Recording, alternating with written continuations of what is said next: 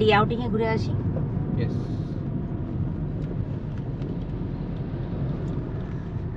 শীত বলতে গেলে শেষই, তো শীত শেষ হওয়ার আগে আমরা একটা ডে আউটিংয়ে চলে যাচ্ছি। সবসময় তো ছুটি পাওয়া যায় না, তো একটা এরকম ডে আউটিং আপনারাও করতে পারেন একটা উইকেন্ডে। আর যদি আপনারা এই ভিডিওটা দেখেন, আপনারা কিন্তু যদি গিয়ে ওখানে একদিন থাকেনও, অলরেডি থাম্বনেল থেকে বুঝে গেছেন আমরা কোথায় যাচ্ছি, তাহলেও কিন্তু আপনাদের এই বাই রোড যাওয়ার আমরা এক্সপিরিয়েন্সটা, জার্নিটা পুরোটাই শেয়ার করব। এখন বাজে ঘড়ির কাঁটায় 8:20। আমরা বেরিয়ে পড়েছি আমাদের বাড়ি উত্তর কলকাতা থেকে। কর্তামশাই ড্রাইভিং সিটে বসে গেছে। আমরা হ্যালো, গুড মর্নিং। হ্যাঁ, বলে দাও কি বলছো। Good morning, welcome to Ghosh travelogue. অনেকদিন পর একটা ব্লগ আসছে, আর সেটাও একটা মানে ডে আউটিং, ডে ট্রিপ। আমরা বাই রোড যাচ্ছি, তো চলুন বেরিয়ে পড়া যাক। আর আজকে ট্রিপটা আমাদের এখান কলকাতা থেকে শান্তিনিকেতন যাব আমরা, এবং সারাদিন ঘুরে বেরিয়ে ফিরে আসবো, সেটাই আপনাদের সঙ্গে শেয়ার করবো। চলুন, এই হলো আমরা এখন যাচ্ছি, এয়ারপোর্ট ক্রস করবো। এয়ারপোর্ট ক্রস করে তারপর আপনাদের সঙ্গে কথা বলছি। আমরা আজকের প্রথম টোলে চলে এসেছি, রাজচন্দ্রপুর টোল প্লাজা। এবং আমাদের যেহেতু অ্যানুয়াল পাস আছে, তাই জন্য আমাদের একটা জিনিস সুবিধে কি আছে, একটু মিডলে করতে বলছে, খুলে গেছে। শান্তিনিকেতন যেতে গেলে কিন্তু NH-19 ধরতে হবে। রাজচন্দ্রপুর টোলটা ক্রস করেই বা আপনারা হুগলি সেতু ক্রস করেই কিন্তু প্রথমেই একটা বাদিকে চলে গেছে আর একটা সোজা চলে গেছে। সোজা রাস্তাটা ধরতে হবে NH-19। NH-19 ধরে বেশ কিছুটা যেতে হবে বর্ধমান অবধি, এবং তারপরে আমরা নবাবহাট দিয়ে ঘুরে যাব শান্তিনিকেতনের রাস্তায়। মাঝে রাস্তায় কিন্তু আমরা একটু দাঁড়াবো, ব্রেকফাস্ট করব, সবই আপনাদের সঙ্গে কিন্তু আজকে শেয়ার করব। এই যে আমরা ওভারপাস দিয়ে চললাম ডানকুনি টোল প্লাজার কাছে। অ্যাজ অলওয়েজ বলে থাকি যখনই NH-19 ওপর দিয়ে যাই, যে ডানকুনি এখন পৌঁছানো ভীষণ তাড়াতাড়ি হয়ে গেছে। এই দেখুন কিছু রাস্তা লিখেছে NHAI ওয়েলকামস ইউ। তো এখন কি হয়ে গেছে, এটা 6 লেন রাস্তা, তাই তো। আর দ্বিতীয় কথা হচ্ছে, ডানকুনি পৌঁছানোর জন্য কোনো নিচ দিয়ে যেতে হবে না, কোনো কিছু সমস্যা নেই। সোজা ওভারপাস দিয়ে আমরা ডানকুনি টোল ক্রস করে এগিয়ে যেতে পারবো। এবং রাস্তা কিন্তু এভরি মান্থ আমি দেখছি রাস্তা কিন্তু আরও বেটারমেন্টের দিকে যাচ্ছে। লাস্ট মান্থে যা ছিল এই মান্থে আরও ভালো হয়েছে। বর্ধমান 76 কিলোমিটার। আমরা বর্ধমানই আগে পৌঁছবো, সেখান থেকে নবাবহাট দিয়ে নেব। আচ্ছা, এখানে হচ্ছে গাড়ি কিন্তু 110, আর যদি আপ ডাউন হয় 160। আর এটা কিন্তু NHAI এর মানে টোল, সুতরাং আমাদের ম্যানুয়াল পাসই কাটবে এটাতে, সুতরাং কোনো অসুবিধা হবে না, তাই না? না, এটাতে আমাদের অ্যানুয়াল পাসই কাটবে। এই যে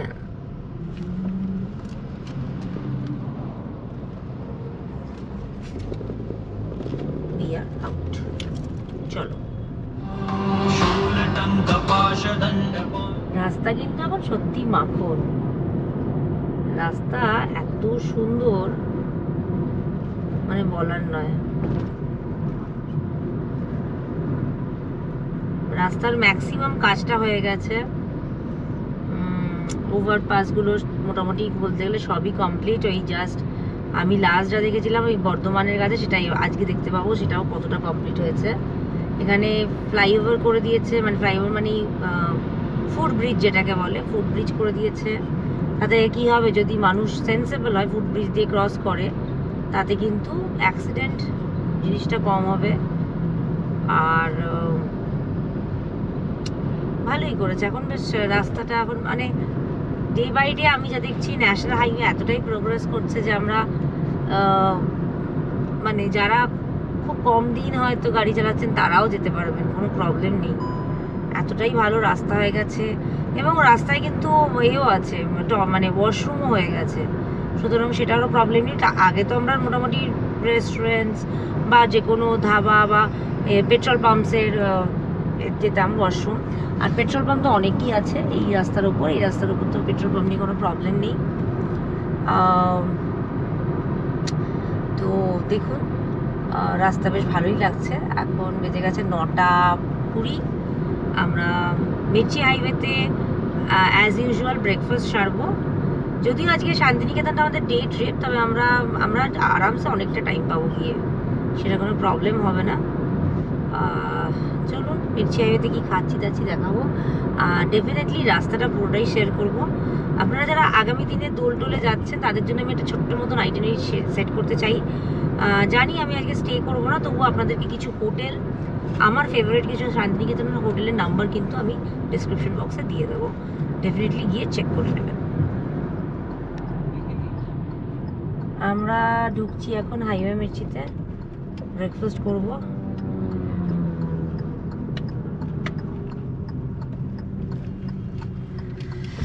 অ্যাজ ইউজুয়াল চিরাচরিত আমাদের ফেভারিট হাইওয়ে মির্চির জায়গাটা কমতে কমতে কত কমে গেল বলো। আজকে কত গাড়ি হাইওয়ে মির্চিতে, জাস্ট দেখুন। এখানটাও ছিল সামনেটা, ঠিক আছে, এই তো জায়গা আছে। ঠিক আছে চলুন তাহলে হাইওয়ে মির্চিতে ঢুকে আমরা কথা বলছি। অ্যাজ ইউজুয়াল মির্চি হাইওয়ের ব্রেকফাস্ট তো আমাদের অলওয়েজ ফেভারিট। কর্তামশাই ইডলি নিয়ে নিয়েছিল, আর আজকে আমাদের সঙ্গে আমার ফ্রেন্ডের হাজব্যান্ড এবং এক ছোট্ট বাচ্চা যাচ্ছিল। তো ওরা নিয়েছিল মশালা ধোসা, পনির পরাঠা, আমি নিয়েছিলাম আলু পরাঠা। আর এই যে কড়াইশুটির কচুরিটা অসাধারণ খেতে হয়, বিশ্বাস করুন। শীত চলে যাচ্ছে, শেষবেলায় কড়াইশুটির কচুরিটা আমরা নিয়ে নিয়েছিলাম, সবাই ভাগাভাগি করে খেয়েছিলাম। মির্চি হাইওয়ের অ্যাম্বিয়েন্সও কিন্তু বেশ ভালো, আমি অ্যাজ অলওয়েজ সবসময় বলে থাকি। আর আমাদের বিল হয়েছিল অ্যারাউন্ড ওই 1000 কি 1100 এরকম কিছু অ্যাপ্রক্স। আর খাবার দাবারও ভীষণ ভালো। আর একটা কথা বলবো, মির্চি হাইওয়ের ওয়াশরুম কিন্তু অলওয়েজ ক্লিন থাকে।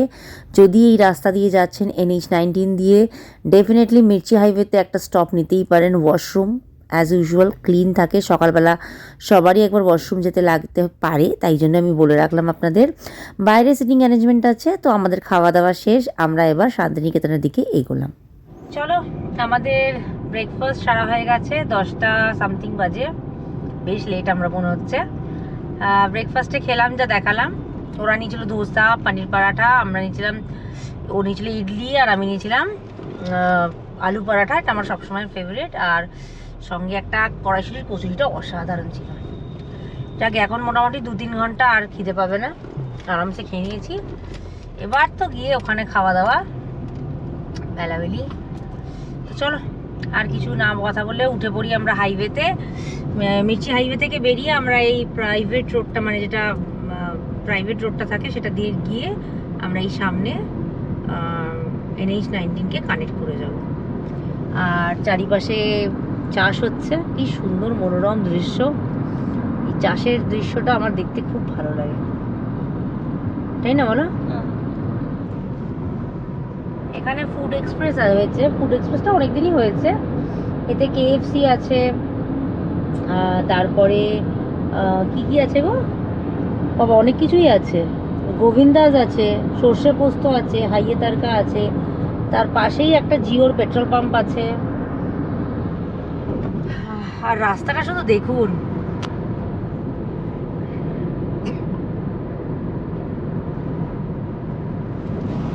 অসাধারণ রাস্তাটা।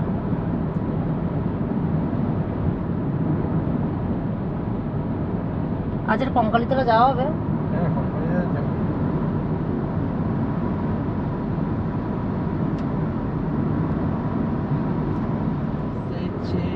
এই যে আমরা এসে গেছি মোটামুটি পালসিটের কাছাকাছি। সর্ষে ক্ষেত চলে গেল, দেখাতে পারলাম না। এই পাহাড়গুলো এখন কমতে কমতে একটুখানি হয়ে গেছে, মানে পাহাড় মানে কি এই স্টোন চিপের, মানে রাস্তা তৈরি হচ্ছিল তো তাই জন্য স্টোন চিপস ছিল, অনেক ছিল।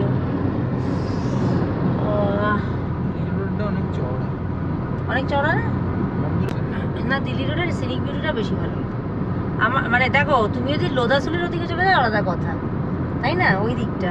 কিন্তু আদার দেন দ্যাট তুমি যদি দেখো এই দিকের রাস্তার সিনিক ভিউটি অনেক বেশি সুন্দর।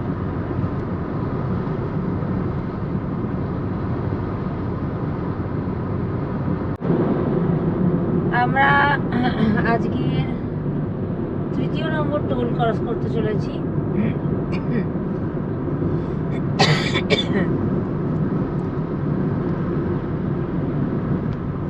পালসেট, হ্যাঁ পালসেট টোল প্লাজা। এখানে না প্রচুর ডাব আছে দেখুন, কিন্তু আমরা সারাদিনে মনে হচ্ছে এখন ডাব, এখন আর খিদে নেই, ডাব খেলে আর দেখতে হবে না এখন। যাই হোক, এখানে কি গাড়ি গো এটা? ফরচুনার। ওই পাশেরটা, ওই পাশেরটা ওর, তুমি একদম ওই পাশেরটা ঢুকে দাও। আমরা এসে গেছি আজকের দিনের third toll plaza, Palsit toll plaza. এখানে সাটাসাট নিয়ে নিয়েছে। চলো, এই টোলটা ক্রস করলেও প্রচুরটা জায়গা আছে, ভালো লাগছে বেশ। দেখে বাবা কি হবে। পালসিট ক্রস করে বেশ কিছুটা আসার পরে শক্তিগড়ের আগে কিন্তু একটুখানি ডাইভারশন বলবো না, হালকা রোডের একটা সাইডে কিন্তু আবার মানে কিছু কিছু প্যাচওয়ার্ককে আবার ঠিক করা হচ্ছে, কাজ হচ্ছে। আর এমনি তো বর্ধমান মানে শক্তিগড় অবধি রাস্তা খুব ভালো, তো বেশ ভালোই যাওয়া যাচ্ছে। হ্যাঁ, স্পিড ক্যামের কথা যেটা বলবো, স্পিড ক্যাম কিন্তু মোটামুটি পালসিটের পর থেকে আপনারা স্পিড ক্যাম দেখতে পাবেন। আর রাস্তা আমাকে মুগ্ধ করছিল, সত্যি বলবো। রোড ট্রিপ করতে আমরা ভীষণ ভালোবাসি, হয়তো সময়ের জন্য, কাজের জন্য, নিজেদের জীবিকার জন্য সবসময় করে উঠতে পারি না। তার কারণ হচ্ছে একটা বড় রোড ট্রিপ করতে গেলে মিনিমাম কিছু দিনের ছুটি লাগে, যেটা হয়ে ওঠে না। আপনাদের ভালোবাসা সাপোর্ট পেলে হয়তো আগামী দিনে অনেক ভালো ভালো রোড ট্রিপ আপনাদের সামনে দেখাতে পারবো। আমাদের চোখ দিয়ে আপনারা যদি দেখতে চান ভারতবর্ষকে, আপনারা যদি দেখতে চান নানা রকম শহরকে, তাহলে ডেফিনেটলি আমাদের ভিডিওটা পুরো শেষ পর্যন্ত দেখবেন, লাইক করবেন, কমেন্ট করবেন, আর ডেফিনেটলি সাবস্ক্রাইব করে যাবেন। আপনাদের এক একটা সাবস্ক্রিপশন না আমাদেরকে অনেকটা মোটিভেট করবে নতুন নতুন ভিডিও বানানোর জন্য। আচ্ছা, এই যে সামনে দেখছেন একটা করে বড় বড় খাম্বা, এই খাম্বাতেই কিন্তু স্পিড ক্যাম আছে। মোটামুটি পালসেট টোল ক্রস করার পর থেকে কিন্তু আপনারা 1 কিলোমিটারের ভেতরে একটা করে স্পিড ক্যাম পেয়ে যাবেন। সাম্বা দাঁড়িয়ে আছে, ধরবে বলে। সেই বড় খাম্বার মধ্যে একটা স্পিড ক্যাম আছে। আর দ্বিতীয় কথা হচ্ছে, মোটামুটি আমি যতবার গেছি আমি দেখেছি যে এইটা আবার স্পিড ক্যাম আসছে, আবার স্পিড ক্যাম আসছে। ভালো করে লক্ষ্য করবেন, সামনেই এটাকে তুমি একদম, হ্যাঁ এই যে ওই যে সাম্বা, এই যে আমাদের একটা করে মোটা মোটা খাম্বা, তার মধ্যে একটা উপরে সাম্বা। যাকে ঠিক আছে। তো মোটামুটি পালসেট টোল ক্রস করার পর থেকে আমাদের বেঙ্গলে কিন্তু ভালোই স্পিড ক্যাম দেখা যায়, বলো? দূর দূর অবধি দেখা যাচ্ছে না।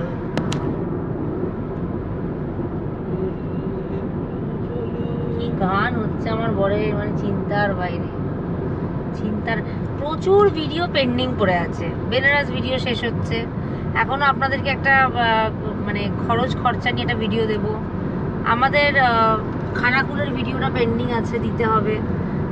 তো আপাতত তো এখন আজকে আবার একটা এই ব্লগটা আমি চাইছি যত তাড়াতাড়ি দিয়ে দেবো, কারণ সামনে দোল, আপনারা গাড়ি নিয়ে যেতেই পারেন শান্তিনিকেতন। ঢুকে গেলাম আজকে আমরা শক্তিগড়, আমাদের সেই চিরাচরিত স্টপেজ। যদিও আমরা যাওয়ার সময় কোনো স্টপ নেব না শক্তিগড়ে, আগেই বলে দিচ্ছি। ফেরার সময় অবভিয়াসলি শক্তিগড়ে স্টপ দেব। আর হ্যাঁ গো, বলো। হ্যাঁ বলো। এই তোমরা কি ডান দিকে কোথাও ঢুকেছো টার্ন দিয়ে? না, কিচ্ছু ঢুকিনি, সোজা সোজা পুরো সোজা আসছে। সোজা আসছো তো? সোজা যাচ্ছো? হ্যাঁ, এবার দেখেছি। আমার না হট করে একটা স্টপ হয়ে গেছিল। ঠিক আছে, দেখতে পেয়েছি। সোজা আসছি, নবাবহাট থেকে আমরা ডান দিকে নেব, বুঝেছো? নবাবহাট থেকে। আচ্ছা আচ্ছা, হ্যাঁ। মাস দুয়েক আগে যখন আমরা বেনারস গেছিলাম, অযোধ্যা বেনারস, তখন কিন্তু এই রাস্তায় আমরা দেখেছিলাম যে শক্তিগড়ের কাজটায় কাজ চলছিল, ডাইভারশন ছিল। খুবই ভালো লাগলো। 2 মাস পরে গিয়ে দেখলাম শক্তিগড়ের এই ওভারপাসটা কিন্তু তৈরি হয়ে গেছে, আর যার জন্য বেশ অনেকটা ফাস্ট আমরা মুভ করতে পেরেছি। এবং কখন যে নবাবহাট চলে এসেছি আমরা বুঝতেও পারিনি, আমরা যা মিস করে গেছিলাম। মানে আমাদের ক্যালকুলেশনে কিন্তু এত দিন তো আমরা নবাবহাট যেতাম, এই ডাইভারশন ছিল নিচ দিয়ে গিয়ে তারপরে কিছুটা, যেতে যেতে। এখন ওভারপাসগুলো হয়ে গিয়ে সত্যি রাস্তাগুলো মাখনই হয়ে গেছে। আর কর্তামশাই তো ভীষণ একটা স্ট্রেস বাস্টার, এরকম ড্রাইভ করতে করতে সারা চারিদিকটা দেখতে দেখতে ঘুরতে যাওয়া, specifically long drive, day outing বা রোড ট্রিপ করা। তো খুবই মজা হচ্ছিল। আর সামনে থেকে আমরা মানে মোটামুটি আমরা নবাবহাটের কাছাকাছি এসে গেছি।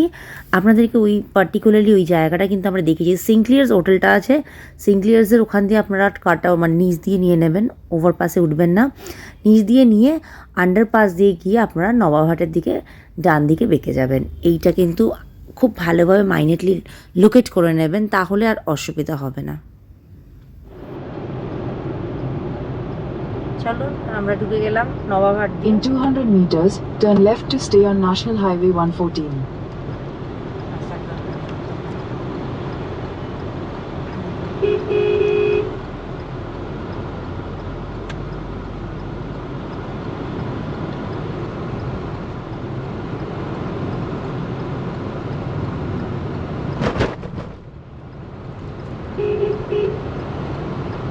এই যে আমরা নবাবহাটের মোড় দিয়ে ঢুকে গেলাম।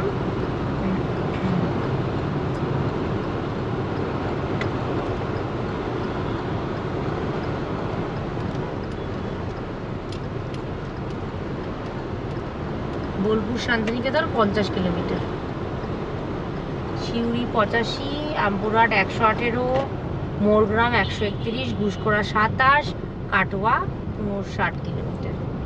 আমরা ঢুকে পড়েছি, ওরা পেছনে আছে, আমরা ঢুকে পড়েছি। সামনেই ডান দিকে 108টা শিব মন্দির দেখাবো আপনাদের। চলুন, আজকে তো আর এখানে ঘোরা হবে না, ওটা একটা অন্য কোনো সময় আমরা ঘুরবো।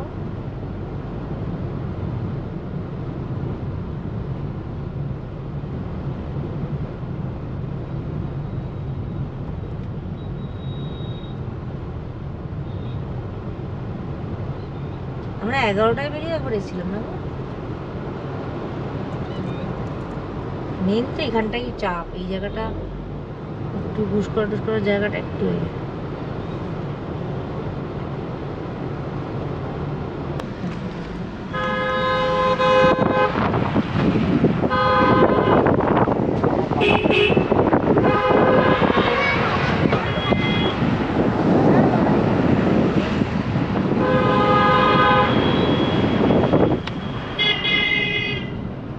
জায়গাটা ছিল। ব্যাস আমরা তালিতের রেলগেটে পড়ে গেছি।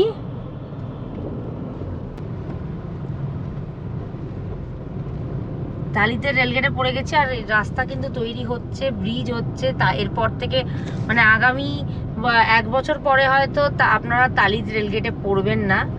তার কারণ হচ্ছে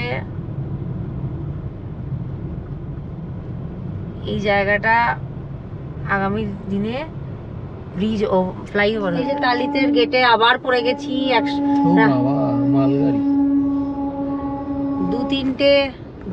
দুবার গেটটা পড়লো আমাদের। এই আগামী দিনে এই ওভারব্রিজটা হয়ে গেলে আর এতটা কষ্ট থাকবে না, যেরকম ওই যে এতে ছিল না আমাদের তারকেশ্বর লাইনে। হ্যাঁ, মডার্ন মালগাড়ি, নতুন নতুন রেলগেট উঠেছে ফাইনালি। আমরা এবার অ্যাকশনে আছি। জয় শ্রীরাম, জয় হো প্রভু, জয় শ্রীরাম, জয় বজরঙ্গ। চাচা ভাতিজা, চাচা ভাতিজা পরেই তুমি, এরপরে এগুলো হচ্ছে খোঁচর, ওদেরকে তুমি আটকাতে পারবে না। এরা বাঘের বাচ্চাদেরই আটকাতে হয়, যতই যাই বলো। ওদের মধ্যে ওরা যেরকমই হোক এথিক্স আছে। আগেও আটকে দিতে পারতাম। বাপরে বাপ, ফাইনালি আমরা পার হচ্ছি তালিতের রেলগেট। এই সেই পাশে কোথায় দাঁড়িয়েছিল, এবার ওই পাশ দিয়ে এসে ওভারটেক করে এসে দাঁড়িয়েছিল, যে যার মতন। সুন্দর এই পৃথিবী।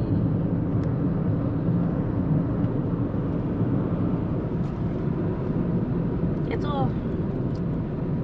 রোড ট্রিপ কিন্তু অলওয়েজ ব্লিসফুল।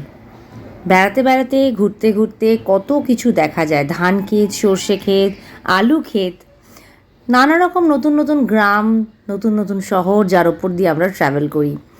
আমার কাছে তো এটা ভীষণই ব্লিসফুল। আর কর্তামশাই ড্রাইভ করলেও বলে অলওয়েজ যে রোড ট্রিপ কিন্তু একটা অসাধারণ, যেখানে সারা সপ্তাহ বা সারা মাসের বা 2 মাস 3 মাসের যে যতটা ওয়ার্ক প্রেশার থাকে, স্ট্রেস থাকে, সেটাকে কিন্তু এই রোড ট্রিপ অনেকটা কাটিয়ে দেয়।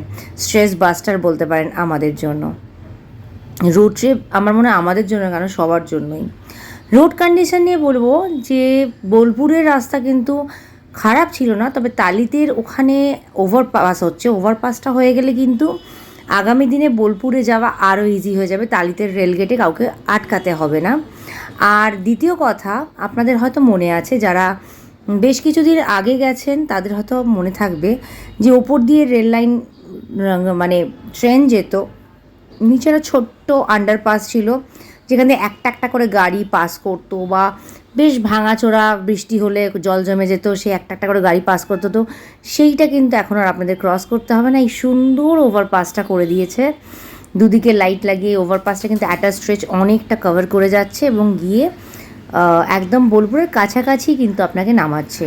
তো ইন দ্যাট কেস বোলপুরের রাস্তা এখন এদিকে NH-19 তো অসাধারণ, আর ওদিকেও কিন্তু রাস্তা বেশ ভালো হচ্ছে, এবং বাকি যেটুকু তালিতের জায়গাটা সেটুকু হয়ে গেলে আগামী দিনে বোলপুর যাওয়া কিন্তু খুবই একটা ইজি হয়ে যাবে।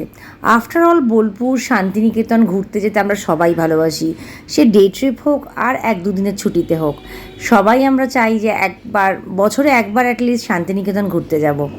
আফটার অল ইউনেস্কো ওয়ার্ল্ড হেরিটেজের আন্ডারে কিন্তু এই জায়গাটি পড়ে। হ্যাঁ, জল নেই, অজয় নদী পার হচ্ছি, জল নেই এক ফোঁটা।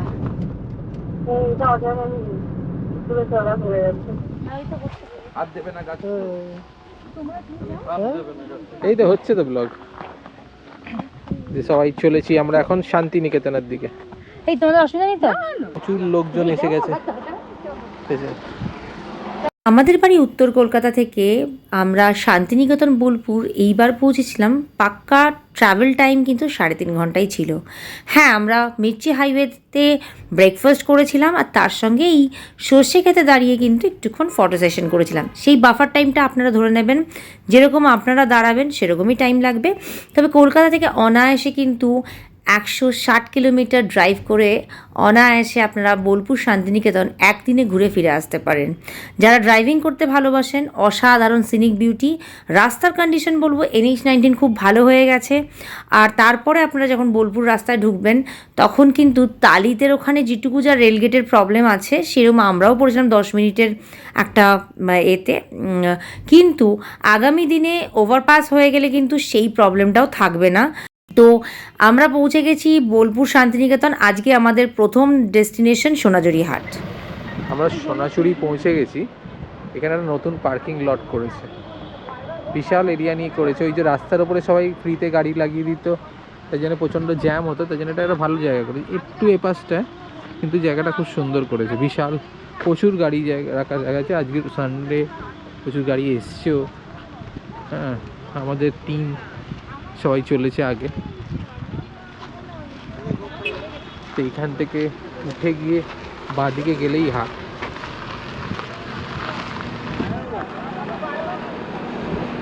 আমাদের এবারের শান্তিনিকেতন বোলপুর ভ্রমণ মানে একদিনের ডে ট্রিপের আইটিনারি ছিল জমিয়ে সোনাঝুরি হাট ঘুরবো, আপনাদের সঙ্গে শেয়ার করব এখন সোনাঝুরি হাট কতটা বড়, কীরকম কী পাওয়া যাচ্ছে, আর কোনো নতুন আপডেট থাকলে তার সঙ্গে জমিয়ে একটা ভুরি ভোজ করব, বাঙালি খাওয়া, যেটা আপনাদের সঙ্গে নিশ্চয়ই শেয়ার করেছি এখানে। আর তার সঙ্গে আছে কঙ্কালীতলায় পুজো দেওয়া। এই হচ্ছে আমাদের আইটিনারি। হ্যাঁ, অনেকেই বলতে পারেন বোলপুর শান্তিনিকেতন গেছেন যখন, তখন বিশ্বভারতী কেন ঘুরলেন না? প্রথমত রবিবার বিশ্বভারতী বন্ধ থাকে।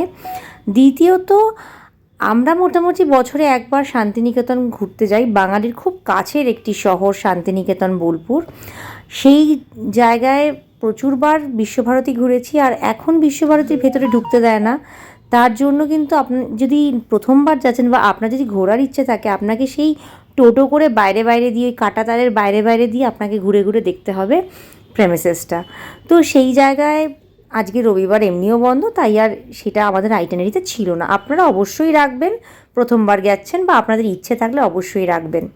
চলুন খুব সুন্দর করে আজকের ঘোরাঘুরিটা শেষ করে নিই। আপনাদের সঙ্গে পুরোটাই শেয়ার করেছি, শেষ পর্যন্ত দেখবেন, কিন্তু না দেখলে অনেক কিছু মিস করে যাবেন।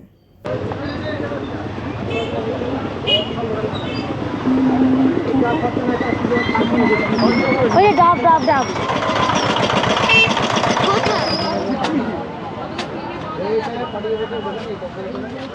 কটা দেবো দিদি? কটা দেবো? কটা দেবেন? 5টা দেবেন? বেশ। এই না সব আমি ছোট ছোট আছে আর তাহলে 4টে দেবেন, তাহলে 4টে দেবেন।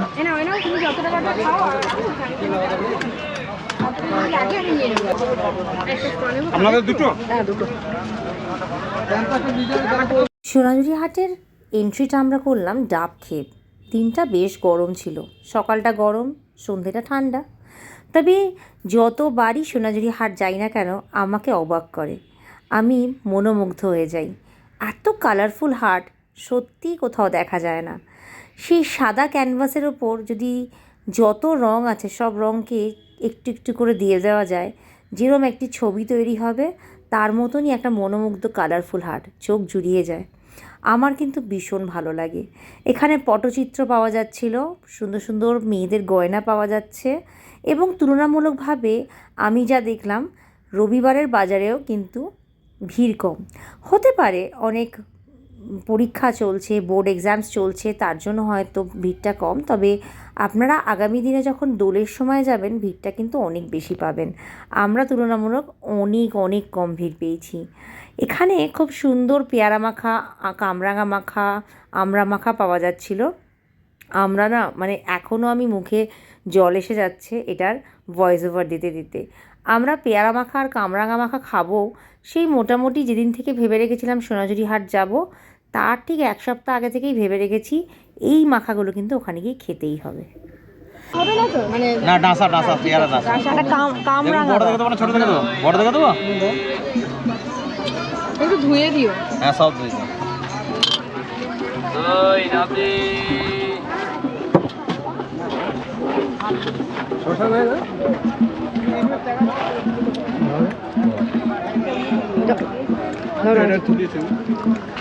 দিন দাঁড়ান।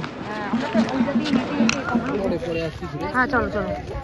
সোনাঝুরি হাট পৌঁছে পার্কিং করে আমরা ঢুকলাম, এবং ঢুকে কিছুক্ষণ টুকটাক ডাব খেলাম। ডাব খেয়ে এদিক ওদিক ঘুরতে ঘুরতে দেখলাম যে না, দেরি হয়ে যাবে, আগে আমরা লাঞ্চের জন্য বেরিয়ে যাই।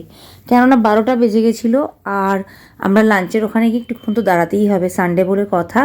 তাই এখানে টোটো দাদাকে জিজ্ঞেস করতে, টোটো দাদা বললেন একটা অ্যাবসার্ড ভাড়া, বললেন পার হেড, মানে আমরা 5 জন আছি, 50 টাকা করে শুধু যেতে। আমরা বললাম না, আর 250 টাকা দিয়ে যাব না।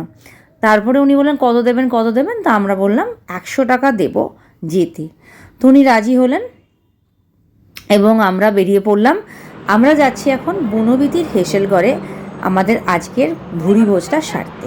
চলুন আপনাদেরকেও নিয়ে যাই।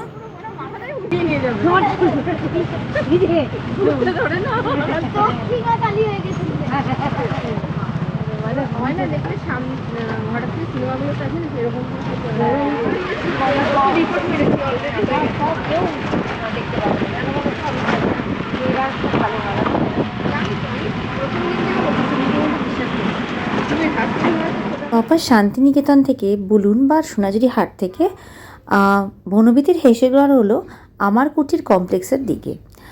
ওই রাস্তা ধরে বরাবর চলে আসলে এখন কিন্তু প্রচুর নতুন নতুন সুন্দর সুন্দর রেস্টুরেন্ট হয়েছে। 2 কন্যার হেসেলঘর, এরকম অনেক কিছুই হয়েছে। তার মধ্যে একটি হলো বনবিতির হেসেলঘর। সুন্দর আমরা এই জঙ্গল আর রাঙামাটির মাঝখান দিয়ে আমরা যাচ্ছিলাম, আর বেশিক্ষণ লাগলো না, মানে ওই ধরুন সোনাঝুরি হাট থেকে আমাদের লেগেছিল 15 মিনিট টোটোতে।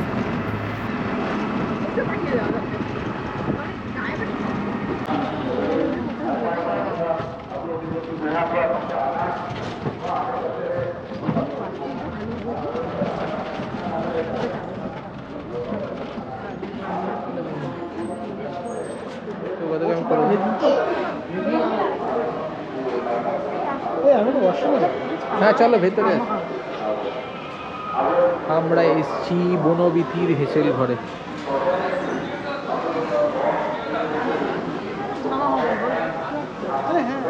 এবারে আমরা বনবিথির হেসেল ঘরে খাওয়া দাওয়া করে সারতে এসেছি।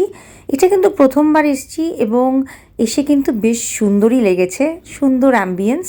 সামনে এখানে একটা চাট রাখা আছে, মানে রেড চাটটা। আগেই কুপন কেটে নিতে হবে, যেহেতু রবিবার ওই জন্য বাইরেই কুপনটা কেটে নিতে হয়েছে। ভেজ থালি নিতে হবে আপনাকে, এবং ভেজ থালির সঙ্গে সঙ্গে আপনি মাটন, চিকেন, ভেটকি পাতুরি, তোপসে ফ্রাই, কাতলা কালিয়া, দই কাতলা যা খাবেন সবই পাবেন। আমরা ওরমভাবেই নিয়েছিলাম। কি সুন্দর করে আবির রাখা আছে, বসন্ত উৎসব সামনেই। যদি কেউ চাইছে একটু আবির লাগিয়ে ফটো সেশনও করছে, আর খুব সুন্দর করে সাজানো। এনাদের কিন্তু হোটেলও আছে, স্টে করার হোটেল আছে, তবে ছোটো এখনও পর্যন্ত। প্রতিবারই কিন্তু শান্তিনিকেতনে গিয়ে নতুনত্ব একটা করে রেস্টুরেন্টে আমরা ট্রাই করি। তার মধ্যে অন্যতম, মানে সবসময় অল টাইম ফেভারিট রামশ্যাম, ঘরে বাইরে, বনলক্ষ্মী, বরিশালের রান্নাঘর, এবং এইবার আমরা এসে গেছি বনবিথির হেসেল ঘরে। ভেতরে এসি, আমরা ভেতরটায় চলে এলাম, এবং সুন্দর একদম সেই উডেন স্ট্রাকচারের, মনে হয় না সেই বাঁশ দিয়ে বানানো সেরকম চেয়ার টেবিল, এবং আমাদের থালি এসে গেছে। থালিতে ছিল এক পোর্শন ভাত, মানে ভাতটা এগুলো কিন্তু আনলিমিটেড। থালিতে যা নিরামিষ আইটেম সবই আনলিমিটেড। আপনি যেটা আমিষ আলাদা করে নিচ্ছেন সেটার জন্য আপনাকে আলাদা করে নিতে হবে। আর আপনি ওখান থেকে যা কুপন কেটে এনেছেন সেটা তো নেবেনই, পরে যদি লাগে এখানে ওনাদের বললে ওনারা কিন্তু দিয়ে দিচ্ছে।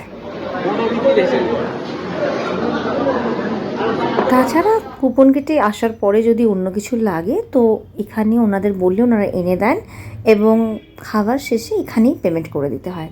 ঝা চকচকে কাঁসার থালা, বাটি, গ্লাস, এমনকি জলের জগটাও ছিল, যদিও আমরা মিনারেল ওয়াটার নিয়েছিলাম। এসে গেছে আমাদের ভেজ থালি।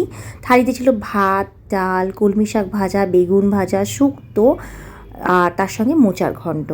এইগুলো কিন্তু নিরামিষ থালিটা কিন্তু রিপিটেবল, আবার আপনাকে আনলিমিটেড রিপিট করবে। আমরা নিয়েছিলাম ভেটকি মাছের পাতুরি, তোপসে ফ্রাই, পোস্তর বড়া, মাটন, কাতলা, দই কাতলা, এইসব সব নিয়েছিলাম। আমরা অনেকজনই ছিলাম, 5 জন ছিলাম, এবং তোপসে ফ্রাইটা অসাধারণ ছিল, পোস্তর বড়াটা অসাধারণ ছিল, মাটনটা তো দারুণ ছিল।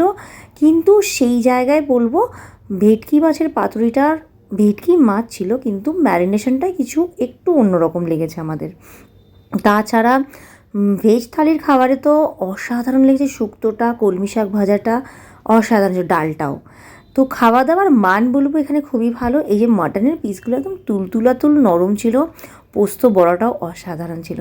তো এই ছিল আমাদের কিন্তু লাঞ্চ, একটা কবজি ডুবিয়ে জমিয়ে আমরা লাঞ্চ করেছিলাম। এবং এখানকার যে প্রাইস রেঞ্জটা সেটাও কিন্তু অ্যাভারেজ, ভীষণ কিছু হাই নয়। কেমন? হ্যাঁ, ভিউটা দারুণ খেতে। এই যে পোস্তর বড়া,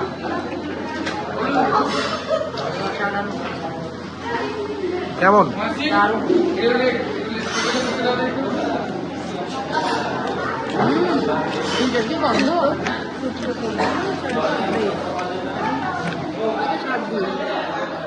শুক্তোটা অসাধারণ করেছে।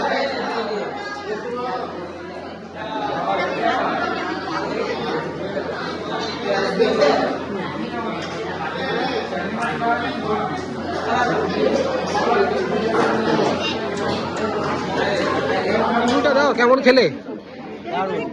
কোনটা সবচেয়ে বেশি ভালো লাগলো? অসাধারণ। কোনটা ভালো লাগলো? মাটন তো সবথেকে ভালো। সবচেয়ে ভালো?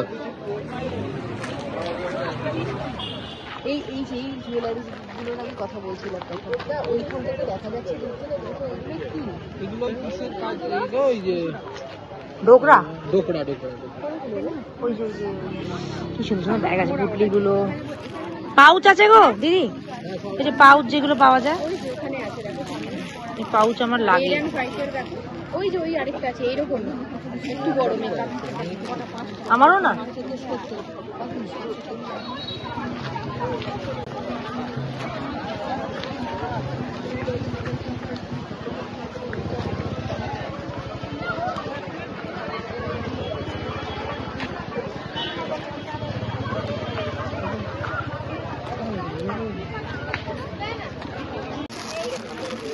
এই ব্যাগটা দেখতে কিন্তু খুব সুন্দর, সুন্দর না? এই ব্যাগটা নিল, এই ব্যাগটা দেখতে খুব সুন্দর। নিনি একটু দেখাও, এই ব্যাগটা নিল, দেখতে কিন্তু খুব সুন্দর। এই যে 350 কথা বলছে, সাইজটা কি নেবো তাই বুঝতে পারছি না। বড় নিলেও অসুবিধা নেই। আরে বড় নিচ্ছি কেন, কোমরে তো বাঁধাও আছে, যদি শ্রিঙ্ক করে। দাদা ওগুলো কি গো? এইদিকে এই আরেকটা দাও, এইটা না, এটা ওটাই আরেকটা দাও, ওই সাইজই দাও। এই একটু দুটো নেবো কিন্তু একটু কম করবে, এই একই সাইজ দেবে কিন্তু। কি সাইজ এটা? একই না, 50 দাও, 50 দাও। 38 হবে না গো। হয়ে যাবে, এটা হবে না, এটা হবে না, হয় নাই, আরামসে হয়ে যাবে। দাও তো একটু দেখি আমার কাছে 48টা। ও এটা তোমার কি বলে, আরে শ্রিঙ্ক করবে বলে নেওয়া, শ্রিঙ্ক করবেই করবে, তাই না? যা বুঝলাম যে এক একবার সোনাঝুরি হাটে গিয়ে দেখি এক একটা জিনিসের কালেকশন বেশি ভালো। কোনো সময় ব্যাগ দেখি, কোনো সময় শাড়ি দেখি। তো যতবার গেছি মোটামুটি শাড়ি নিয়েছি, ঘর সাজানোর জিনিস নিয়েছি, কিন্তু এইবার দেখলাম ড্রেসেসের কালেকশন খুব, মানে ড্রেসেসের চাহিদা বোধহয় খুবই আছে। আগে আমি দেখেছি র্যাপারন স্কার্ট বা নর্মাল স্কার্ট, কাঁথা স্টিচের স্কার্ট খুব ছিল, কিন্তু এবার দেখলাম ম্যাক্সিমামটাই ড্রেসেস। আমিও কিন্তু দুটো নিয়েছি। আপনারা যদি গেস করতে পারেন অবশ্যই কমেন্টে লিখে জানাবেন কোনটা কোনটা নিয়েছি। একটা অলরেডি নিয়েছি মনে হয়, আর একটা নেব। তো পুরো ভিডিওটা দেখলে আপনারা আশা করি গেস করতে পারবেন।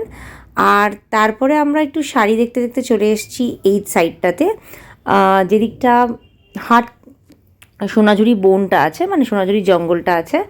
বেশ সুন্দর সুন্দর শাড়িও পাওয়া যাচ্ছে গঙ্গা যমুনা পাড়ে।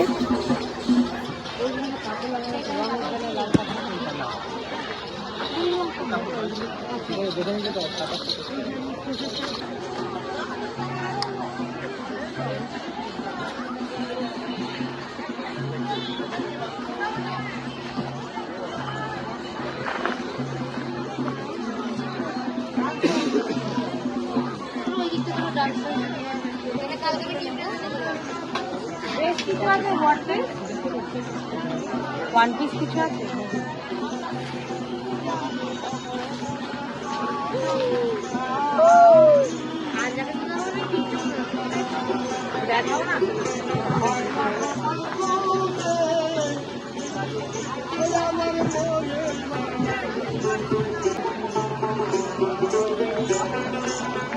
আমরা ভাই তিনটে নিলে বলে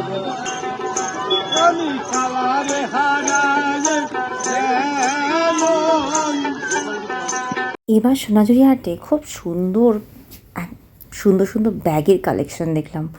নর্মালি কিন্তু ব্যাগের কালেকশন আগেও দেখেছি, কিন্তু এবার বেশ একটা ব্র্যান্ডেড ব্যাগের মতন কিছু কালেকশন ছিল এই দাদার স্টলে। এই দাদার স্টলটা একদম সামনের দিকতে করে, মানে রামশ্যাম থেকে একটু এগিয়ে এসে ক্রিস্টালোর দিকে করে এই দাদার দোকানটা ছিল। এবং এখান থেকে আমার বান্ধবী একটা ব্যাগ কিনেছে, খুবই সুন্দর। একটু দরদাম করতে হবে, দরদাম না করলে কিন্তু এখানে ঠকে যেতে হবে। দরদাম করতে হবে, ওরা না বলবে কিন্তু দিয়ে দেবে। কিন্তু এবার ব্যাগের কালেকশনটা হিউজ ছিল, আমি দেখেছি যা। এবার আমি যা বুঝলাম যে ড্রেসেস আর ব্যাগের কালেকশন সবচেয়ে ভালো ছিল, বরঞ্চ পাঞ্জাবি শাড়ি তো সেই একই দেখেছি, যা দেখে এসেছি। পাঞ্জাবি, জুয়েলারি সব যা ওই মোটামুটি পুরনো, মানে লাস্ট ইয়ারও দেখেছি, 6 মাস আগেও দেখেছি, তাই ছিল। কিন্তু ড্রেস আর ব্যাগের কালেকশন কিন্তু বেশ, মানে অনেকটা ছিল, খুবই ভালো লেগেছে।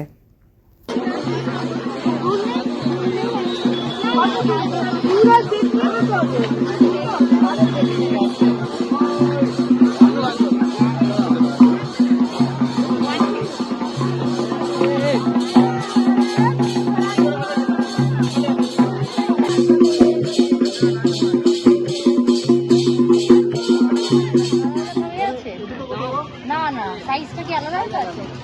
এটা দরকার আমি পাবো।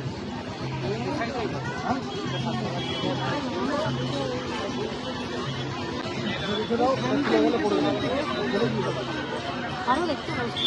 আর কি আছে? না এই তোমার এই আপনার এই ওই যে ওইগুলো সাদাটা, হ্যাঁ সাদাটা লালটা। কাজ বসাবো। সামনেটা দেখি, এটা কি দাম আছে?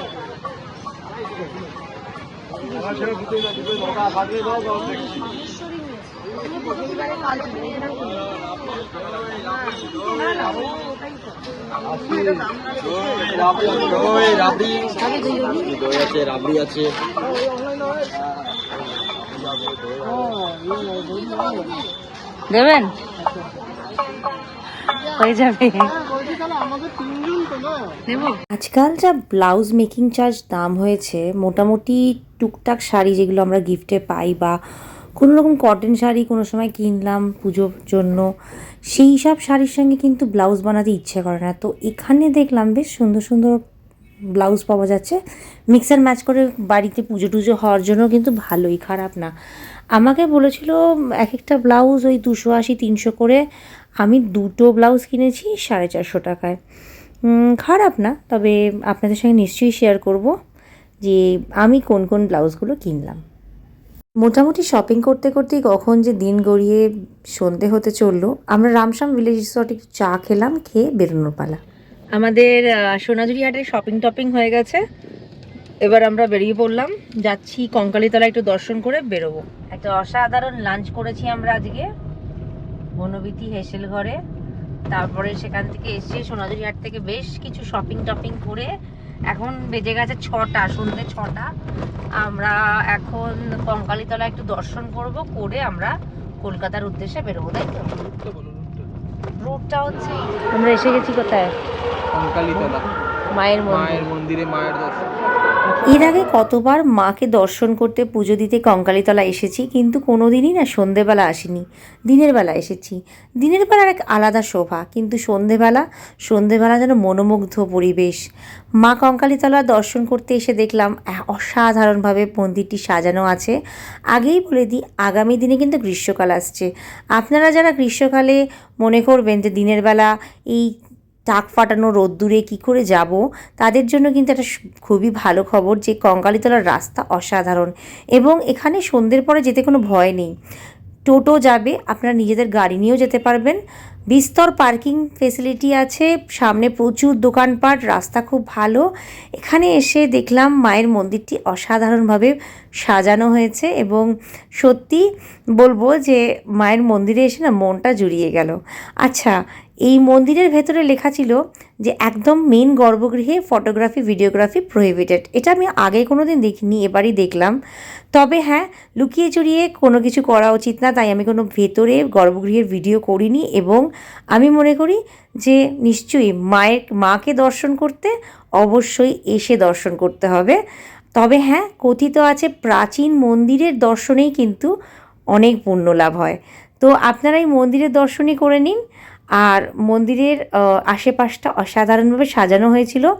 এবং আপনাদেরকে বলি, কঙ্কালীতলা 51 পীঠের একটি পীঠ এবং 51 পীঠের শেষ পীঠ। এখানে মায়ের কাখাল পড়েছিল, অর্থাৎ মায়ের স্কেলিটন। এবং এখানে একটি কুণ্ড আছে, ওই কুণ্ডের ভেতরে মায়ের কাখাল রাখা থাকে। এবং এখানকার লোকেরাই বলেন যে এখানের ওই কুণ্ডের জল নাকি নিজে নিজেই শুকিয়ে যায় একটা সময় বছরের, এবং কাখাল তুলে এনে পুজো করা হয়। এই হলো সেই কুণ্ডটি। এবং এই কাখাল পুজো করার পর আবার কুণ্ডেই রেখে দেওয়া হয়, আর এই পবিত্র জল আবার নিজে নিজেই ভরে যায়। এই পবিত্র জল কিন্তু মাথায় অবশ্যই দিতে হয়। এই জলের আলাদাই একটা মাহাত্ম্য। আপনারা এখান থেকেই মায়ের কাছে যা আপনাদের মনোবাঞ্ছা চেয়ে নিতে পারেন। আমরা বেরিয়ে পড়লাম কঙ্কালীতলা থেকে। একটা সুন্দর নাইট ড্রাইভ হবে আমাদের টু বোলপুর, শান্তিনিকেতন টু কলকাতা। তো আমাদের সঙ্গে থাকুন, পাশে থাকুন। আশা করি আজকে ডে ট্রিপটা আপনাদের ভালো লেগেছে। আর কিছু হোটেলের নাম্বার আমি ডেসক্রিপশন বক্সে অবশ্যই দিয়ে দিয়েছি, চেক করে নেবেন।